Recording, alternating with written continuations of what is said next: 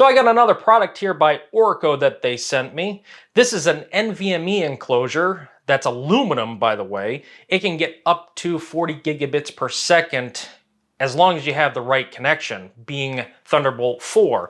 This is a USB Type-C, and I also have the rose gold color. So I know it shows the silver color, but you can see the rose gold is checked there on the rear. So we're gonna go ahead and get this unwrapped, unpackaged, see how do you install the NVMe drive, and we're also going to test it for those speeds. So let's get going on this. All right, so here's the package that it comes in. As you can see, we're going to go ahead and get this thing opened up.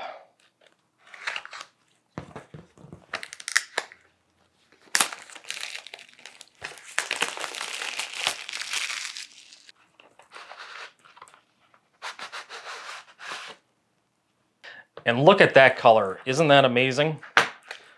This again is what they call the rose gold. Very nice and appealing to look at. So we get our unit, and we also get a USB cable that is color matching on the ends, which is nice. We get our thermo heat sink and a screwdriver.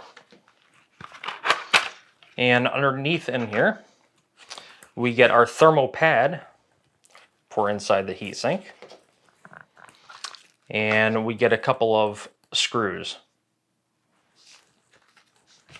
And also, we get our manual on how to use this and all the steps. All right, so I'm going to be using for this test a 2 terabyte Western Digital Black 850X. And this thing will run faster than this drive can provide, so we should be seeing max on this without any issues. To install this drive, on the back here you're going to find a screw, and we can take our included screwdriver and use that. Now you can use your own if you have one that fits nicely. Take the screw out, you can turn it upside down and expose your circuit board and your M.2 connection right here. So now we're going to simply take our M.2, and you can see the notch in there, and line it up with the notch here. Put it in just like this, add an angle. So you can see I put it in at an angle, and it will act like a springboard. That is completely normal. Now we're going to take our screw. Actually, not that screw. We're going to take this screw, one of these two. It gives you an extra one. So we're going to simply put it on there. And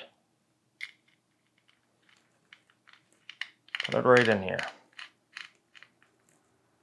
And from here, what we're going to do is we're going to take our thermoplate or heat sink.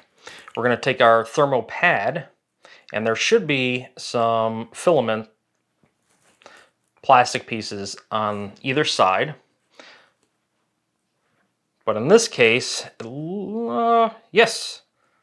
No, I'm trying to see if this has got it on both sides here. Yes, it does. Okay, so we get those both removed. Then we can place this pad right in here. Something like that. Doesn't have to be exactly perfect, but just get it close to the ends. Something like that. And now you can stick it on your drive.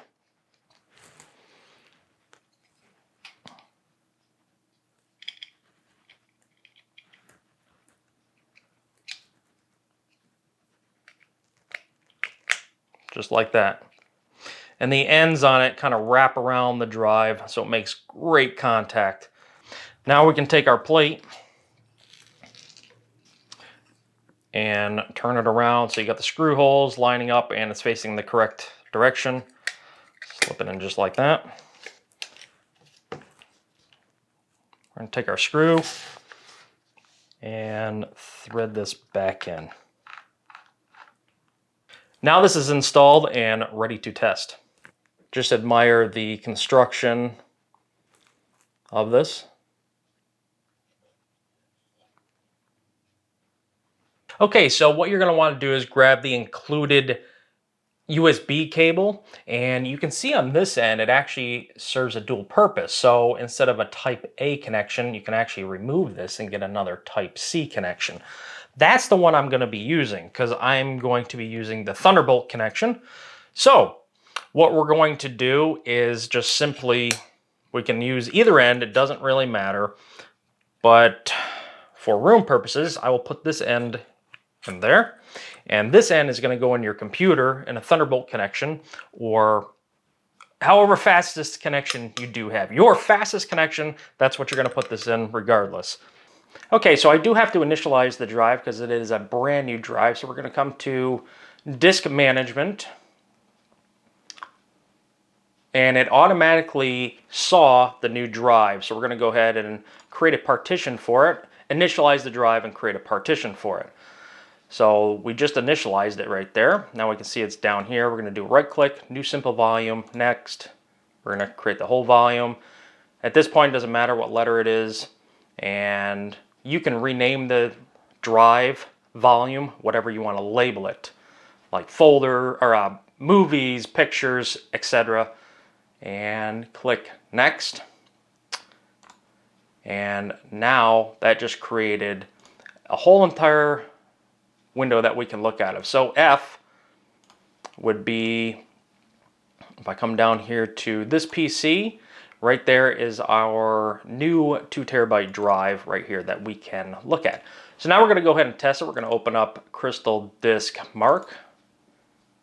We labeled our drive F, so it automatically detected F. So what we're going to do is go ahead and start the test and see what kind of readings we're looking for, something around the 3000 mark for Thunderbolt 4, which will be incredible speeds for an NVMe enclosure. And there we go. That's impressive. So this thing's working just as it should. I'm going to let this whole test run and just step away for a minute. Wow, and look at those speeds. Those speeds, 3000. By the way, NVMe Gen 3 is just a little bit faster than that, but not by much. You're only looking at 3600 for Gen 3. So that is incredible speeds. I'm very happy with it. So do I recommend one of these? Absolutely. Even if you have a older computer that does not have Thunderbolt 4, but it has some of the other faster connections, it's still going to work. You just realize you're not going to get the speeds at which you just saw. Also, I will leave a link down in the description below, and feel free to check that out if you want. And feel free also to leave a comment and also give this thing a thumbs up, would you? So until next time, take care.